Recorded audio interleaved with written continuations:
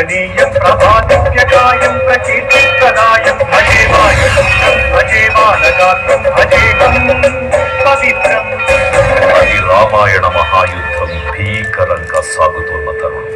శ్రీరామచంద్రుని సారథ్యంలో వానర సైన్యంతో విజృంభిస్తూ లక్ష్మణస్వామి తనతో పోరాటం చేస్తున్న రావణుడి కుమారుడు ఇంద్రజిత్ తలని బాణంతో ఒక్క వేటుతో వేరు చేశాడు. ఇంద్రజిత్ మరణవార్త విన్న రావణుడు ఆవేశంతో ఊగిపోయాడు. ప్రతీకారం కోసం పాతాళ లోకాధిపతి తన సోదరుడు అయినటువంటి మహిరావణుడి సహకారం కోరాడు.